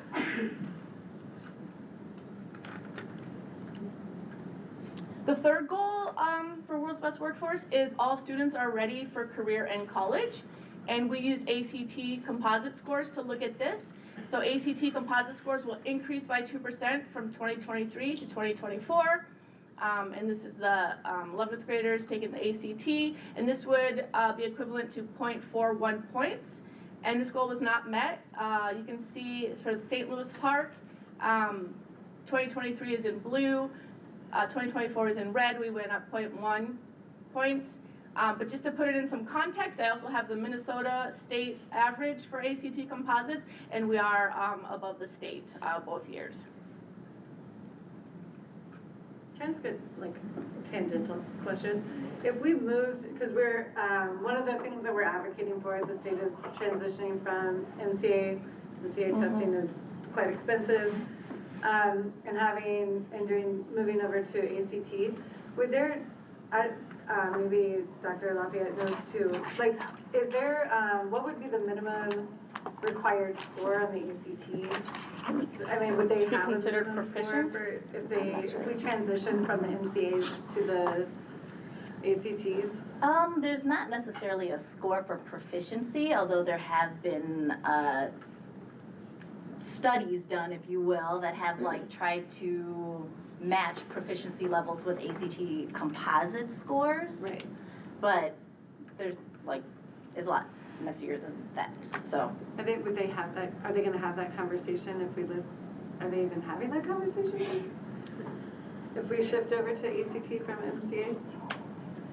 So, from my understanding, what I heard at the legislature yesterday was that they want to have a conversation with ACT in order to have a line of sight of making sure that the questions that are asked are aligned to our standards, making sure that that happens and have an influence on the questions that are asked here in the state of Minnesota. I believe that there will be probably some recommendations that will come from that in regards to that cutoff. For the composites. Okay, thank you. Can I add just that, because we're on it, I think we did hear some support for this at the legislature yesterday, and specifically, I think there was some discussion around the fact that our opt-out rate is high in St. Louis Park, higher than in other places. 10% more of our students took the ACT than the MCA, so that's better. It's just better data, and more students take it. And in the structure of the MCA, we have to count all of the non-takers, which is a legal thing for them to do. They can opt out. That's state law, but it also means that they get counted as a zero in our data. And some of our legislators did not know that, and that is a problem. One in particular was like, who made that rule? We're like, well, you guys. But it sounds like there was some federal involvement there because it's I don't know. But in any case, I think the point just being that we need to keep talking about how it's just not good data practice to say these people have zeros, so they but they count anyway. That doesn't.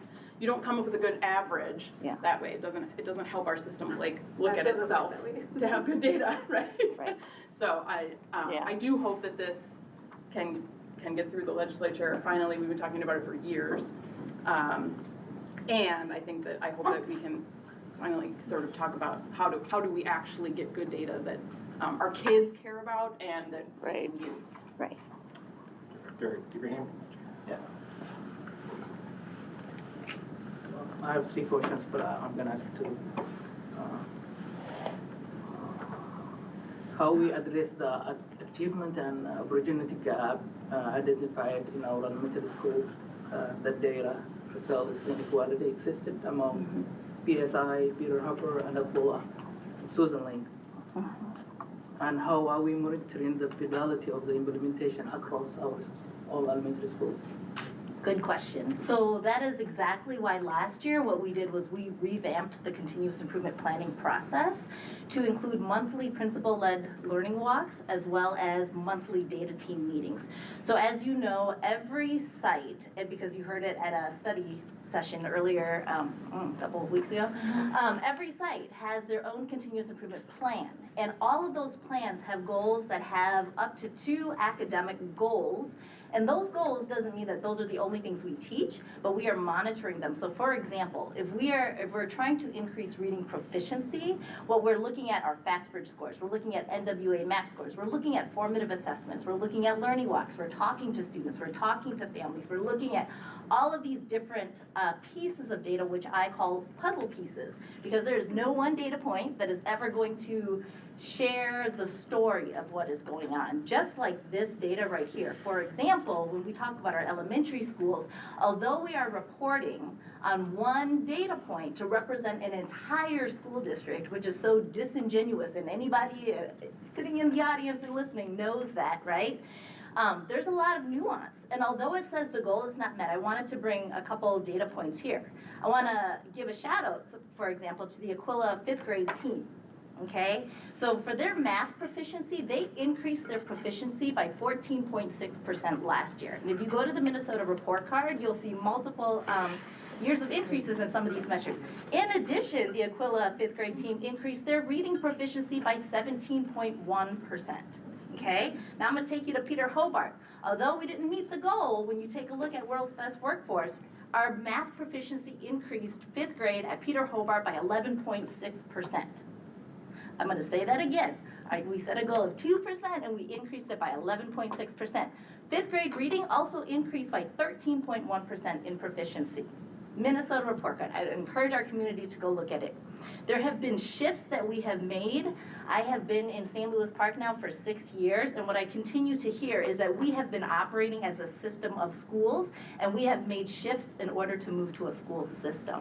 And so some of those shifts have been teacher-led, part of our curriculum review process, right? So in a timeline, for example, this is how new some of this stuff is. We have a new math curriculum that was implemented in the fall of 2022, a new reading curriculum that was implemented in the fall of 2023. This year alone, in the fall, we have a new middle school math curriculum that has been implemented as a result of our scores as well. And the nuance that we continue to see that is not illustrated in these single metric points is that when you take a look at those 5th grade teams, for example, at Aquila and at Peter Hobart, after being in those monthly data team meetings with administrators and teacher leaders and being on monthly led learning walks, what I see is collective teacher efficacy, teacher credibility and clarity, direct instruction, classroom discussions, because our Bridges math curriculum and our collaborative literacy curriculum allows students to talk. It is engaging students in hands-on learning, right? And there is a focus on thinking and processing rather than just a simple outcome of a multiple choice test, okay? And all of these things come from Hattie's Visible Learning Strategies, which is a body of research that talks about, yes, high effect size strategies. So am I surprised that these particular grade levels and teams are making double-digit percentage gains of proficiency? No. But we are not at a place where we are a school system yet, which is why we have made shifts. And so beyond being the Director of Assessment, Research, and Evaluation, I am a parent of a 1st grade kid at Aquila. One of the things I know that I have the privilege of is being in classrooms and in discussions where not only do I read academic research, but I'm studying the things that we have in our school system. I'm in classroom spaces. I'm in direct conversations with principals and coaches. And I know that many of our parents don't have that same privilege. What I would encourage all of our families to do is go and talk to principals, go and talk to teachers, go and talk to teacher leaders. That is one of the biggest assets I think we have in St. Louis Park is we have phenomenal teacher leaders. I know some of them are sitting in the room back here. And if there is anybody who is concerned, I totally 100% understand the concerns and why in certain places we're not meeting certain scores and metrics as exemplified here, but we are in pockets. We have pockets of excellence and we have things that are happening that we need to be replicating. Okay.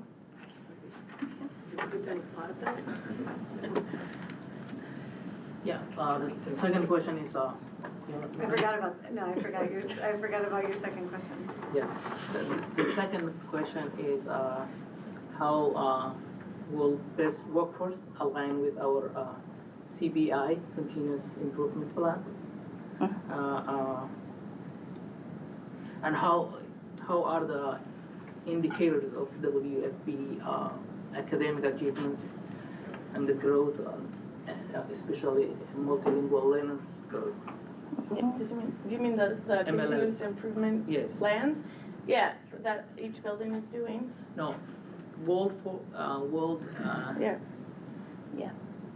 WB, right? World-based workforce aligned with CBI, CIB, sorry.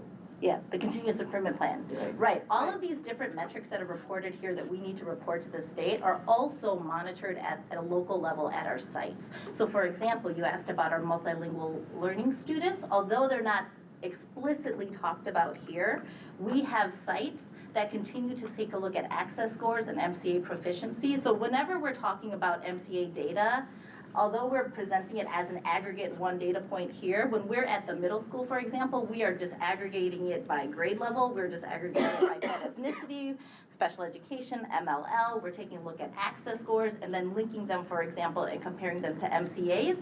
But not only that, in our continuous improvement plan, as I mentioned, we have monthly led learning walks. So then we are explicitly saying, okay, so we're taking a look at the access speaking score of our multilingual learners when we are on a monthly learning walk, and Principal Kalinowski does a beautiful job of this. Then she says, let's pay attention to how often our kids are talking, our multilingual learning students are speaking in class. Not only that, but at our monthly data team meetings, we take a look at what does it look like to meet proficiency on the access test? Because if they're speaking, it's one thing to be like talking about your weekend, but in order to reach a level of proficiency, you have to be actually engaged in a deeper and higher level of cognitive ability and talking about academic content. And so these are the different nuances that we study in data team meetings, and then they translate into the learning walks, which is part of our continuous improvement plan. And then they do have like explicit, like increase our literacy scores by 2% or depending on the building, but they do have explicit goals for math and literacy quite often, which is totally in line. Do you want to hear the fourth one? Yeah, Sure. yeah, please. Don't keep us in suspense. Like you didn't hear it 2 weeks ago. Goal number 4 is that all students graduate. So for our district, our goal was the percentage of St. Louis Park High School students graduating in 4 years will increase by 1% as measured, reported by Minnesota SLED's data. This outcome was not met. You can see for 2022 is in blue, 2023 is in red, and we increased by 0.4%. And again, to put it in context, we're about 4% higher than the Minnesota state average rate of graduating.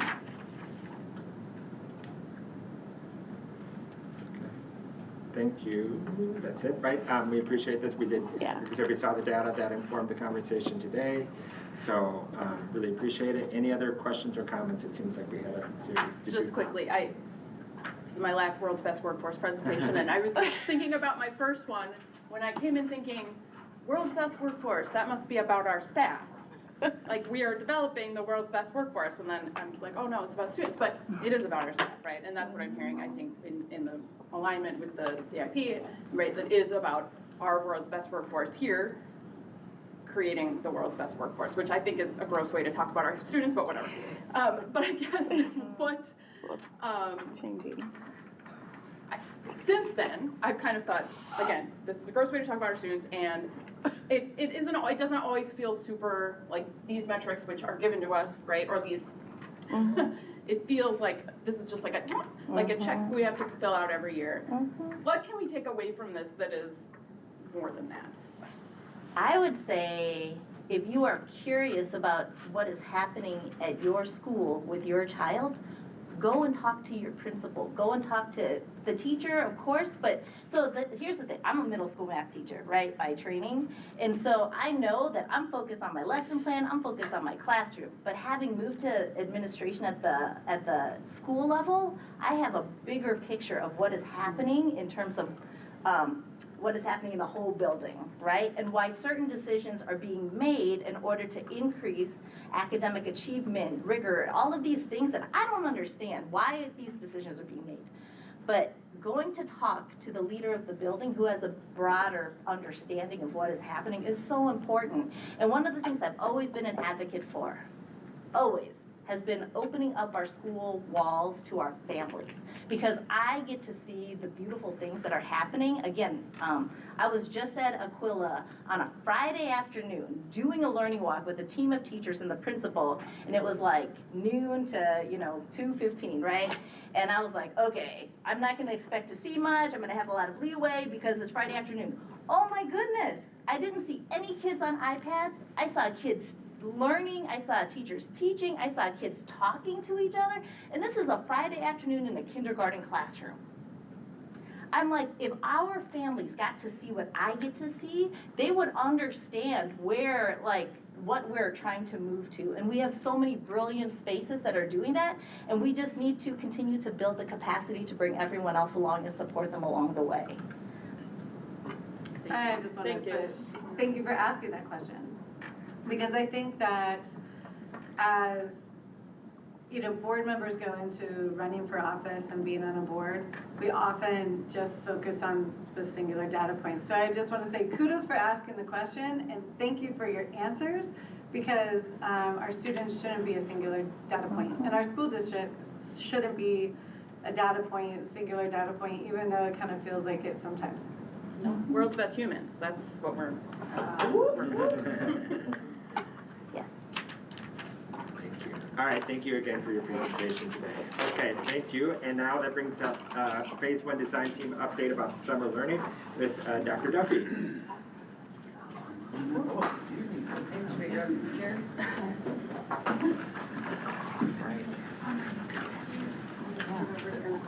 I'll move right over in a second. Good evening, Superintendent Hines, Chair Cox, members of the board.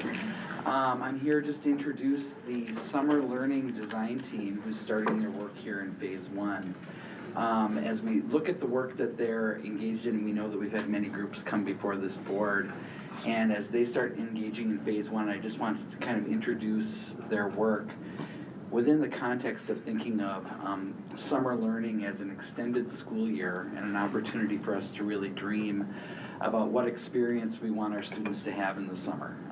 This group is going to be taking time over the next couple of years to engage in research and to engage in really conversations with our students as well as with regional and other local areas to try to understand what it means to have a really high-functioning summer learning academy. And they're going to talk to you more about their passion for this work and the work that they intend to do.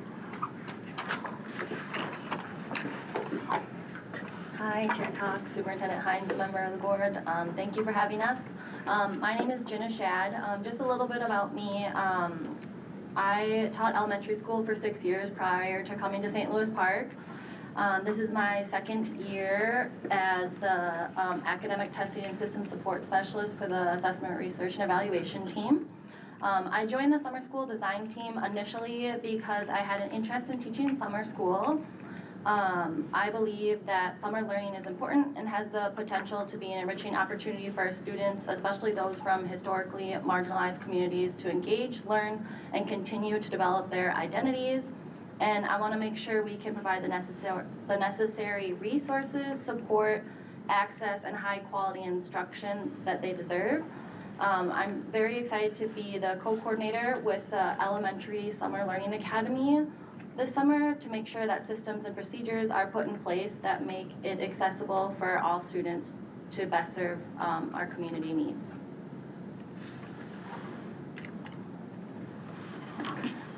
Hello, I'm Phil Stern. I teach 5th grade at Aquila,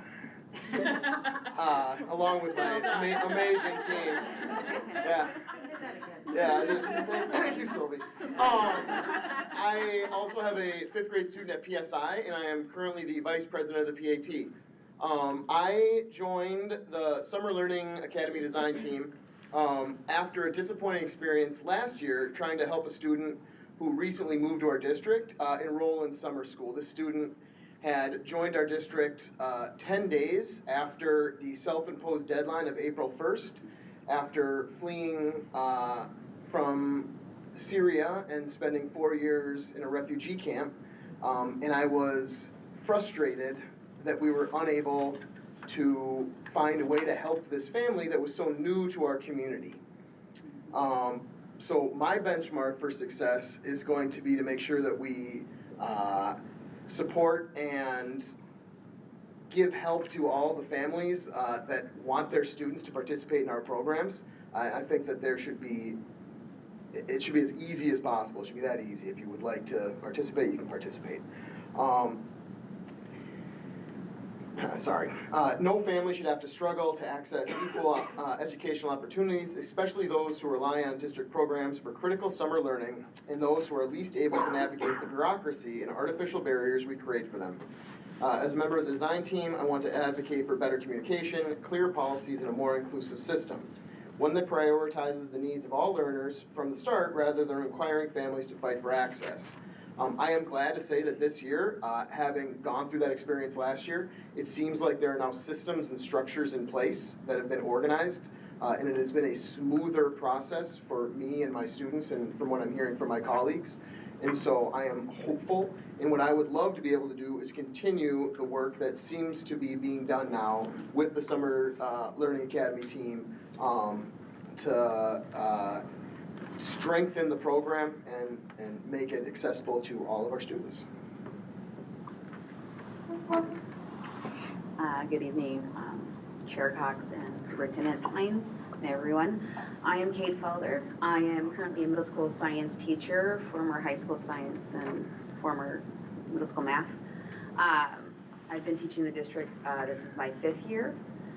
I am a parent of an PSI elementary student, middle school student, and high school student. I've lived in the district for over 10 years now, and I've been teaching for over 10 years in Minneapolis and in Hopkins. I started in this district as a summer school teacher during COVID as a way to try to inspire students online. And one of the things I did was I made home deliveries of experiments they could do at home. And that's when I realized how far and wide our students live to come to St. Louis Park School District. I was driving all the way out to Wayzata, Plymouth, to find students in their homes to give them their science experiments. One of the reasons why I joined the summer school curriculum team is because I do teach summer school, but also I find a lot of the students that show up in the high school and middle school are the ones that generally kind of disengage, but need a spark. Something different to attract them to the subject, something to ignite an interest in an experience. It's always that wonderful thing where you're like, oh, you're coming to Minnesota if you've never seen snow, right? The wonder, the enjoyment, the curiosity. And I want to instill that in our summer school program for all students so that they gain some kind of joyful experience to propel them forward in their learning. So that is why I decided to join the team. Our racial equity purpose statement, our purpose is to cultivate a learning environment that actively dismantles barriers to success, affirms students' diverse identities, and nurtures their confidence as leaders and learners. Summer Learning Academy is an inclusive, anti-racist, and identity-affirming environment where all students see themselves as learners and agents of change in their communities. We strive to create a joyful, affirming, and academically rigorous space where every student, especially those from historically marginalized communities, feels valued, empowered, and supported in their learning journey.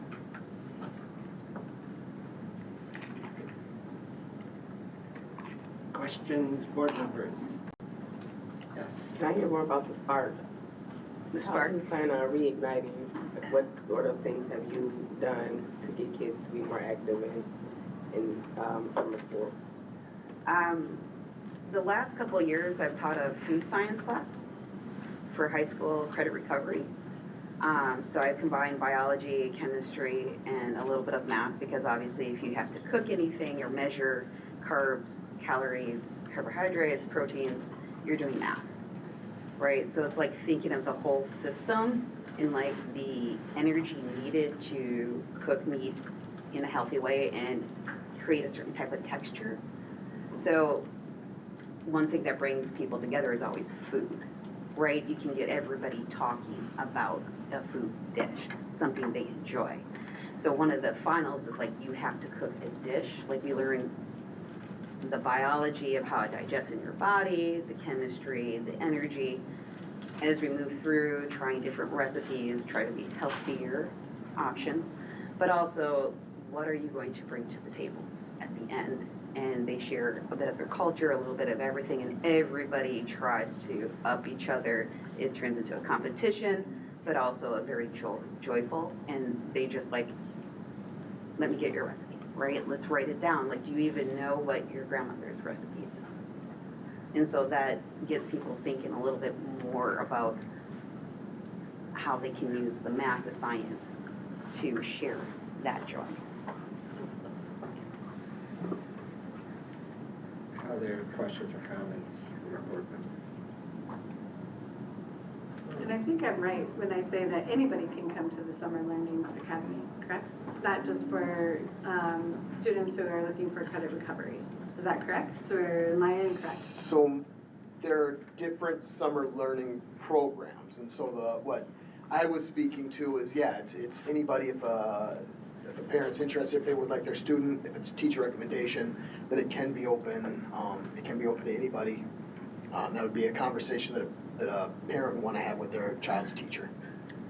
Which is different from, so that what's often confusing, I think I remember this from the early days as a parent, what's community ed, what's summer learning, 100%. What's everything, and so you have to navigate some of that, what's Westwood programs and all of those things, right? Like what we're talking here is really specific, primarily focused on academic needs here in the school. Right, and I think our district, to its credit, does a good job of interweaving some of those programs, so that if you're a student experiencing Summer Learning Academy, for instance, this last year when we had the opportunity to go and see, you know, where does one start and where does the other end, it was seamless for them, so that they were being able to take advantage of a lot of different programs within our district to fill out their day and to find that spark. Yeah, Director. I don't have questions, but I just want to say thank you, all of you, for making easy accessible for marginalized community. I know it's hard to figure it out. My son doesn't like some of the schools, but ongoing conversation, but it's really great. We have been going to the last couple of years in Peter Upper. That's right.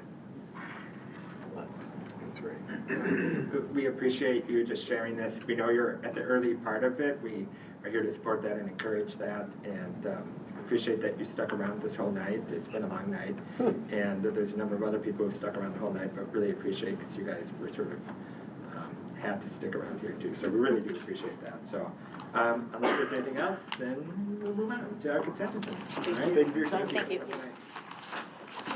you. All right. it is on our consent agenda, we have some business items, which are payroll, recap of expenditures, electric fund transfers, accounts payable, investment holdings, personnel, and minutes from various meetings. These are all things that, because this is a business meeting, we have to make sure that we get these things approved. So it is recommended that the school board approve the consent agenda with the following business and personnel items for March 25th, 2025. School board meeting is presented. Do I have a motion on this? So moved. Oh. All right, then we have a motion and a second. Then all those in favor say aye. Aye. Any opposed? Passes 7-0. Thank you. All right, that brings us up to our action items. 8A, policy development. Second reading of vote of policy 515, protection and privacy of pupil records. Thank you, Dr. Hines. Yep. So, well, go. I was going to say, first of all, let's bring it to the table just officially. So it is recommended that the school board approve policy 515, protection and privacy of pupil records as presented. Do I have a motion? Okay, and a second.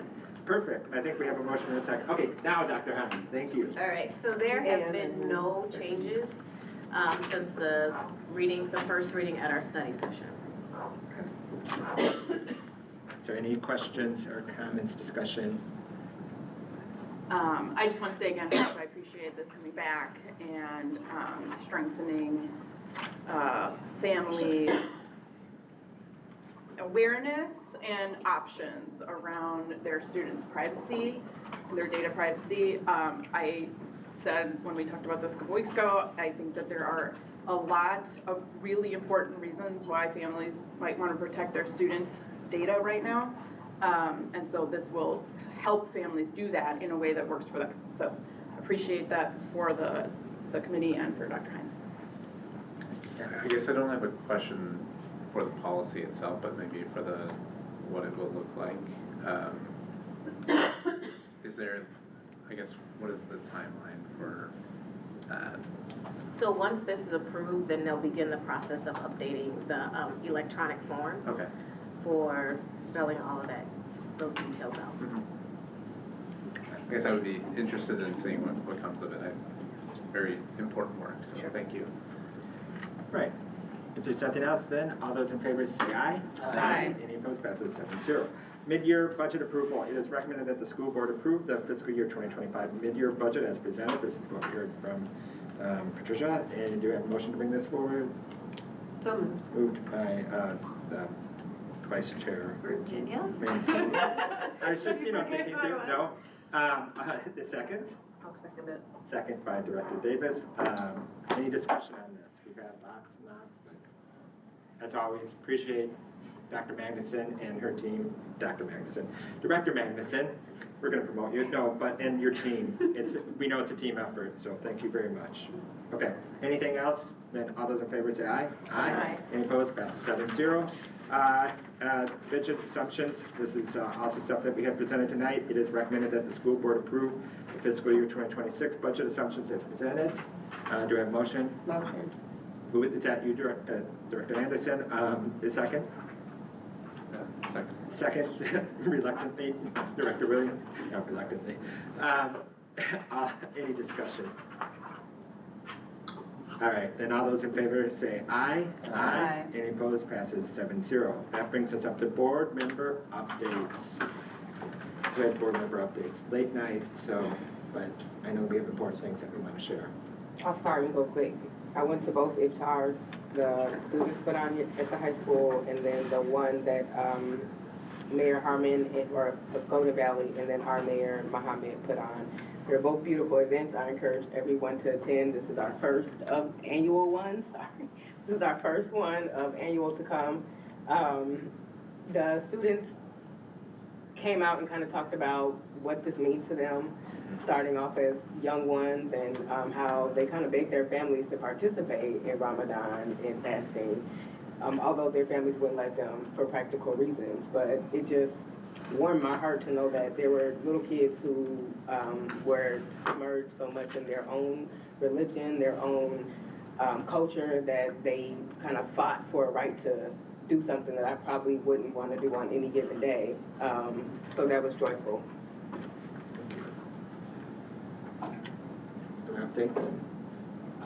I did go to The Lion King at Susan Lindgren, and my daughter, the first comment after she watched it was, "We never did this." I didn't get this, and I was like, that's just typical of all kids going back to their alma maters. So I know it was delightful. It was a delightful production, and it was fun to see how many kids were involved. They had like an A, B, and C cast, so it was great. I like them. As a thespian, I was happy to see young thespians. Yeah, Chief Director Avery. I attended 3 events. The first one was the Elder Oyster, the Suzaling. It was great. First time I went Suzaling.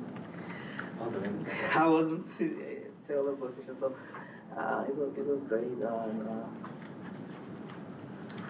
And I attended also a Cool Imagination Fair as a parent. It was me and my 4th grade. We did engineering project. So the fun part was the doing together, not actually the project. So that was great. Also iftar, and that was great. I just wanna. I'm seeing some people in the iftar here. I'll thank you. Okay, a lot of community members attended. It was great. We have more than 230 people, and that was great. I also attended Mayor Muhammad Iftar too. Ramadan is coming to an end, and I want to wish Muslims here at home and around the globe Eid Mubarak. So it's going to be maybe Sunday or maybe Monday, which is good because if it's Monday, even still we have off, right? So yeah, that's it. Thank you. One real quick. I want to thank Director Abdi Hakim for at the iftar at the high school. He stayed around afterwards and like helped the janitorial staff clean up and help kind of organize the thing. So I just wanted to shout that out.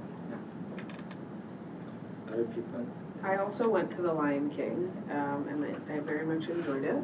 It was a great performance, and I just am consistently in awe of the courage of our young students of just getting out there and, you know, really participating in those types of events. I could not make it to either of the iftars, but I've heard wonderful things and look forward to going in future years.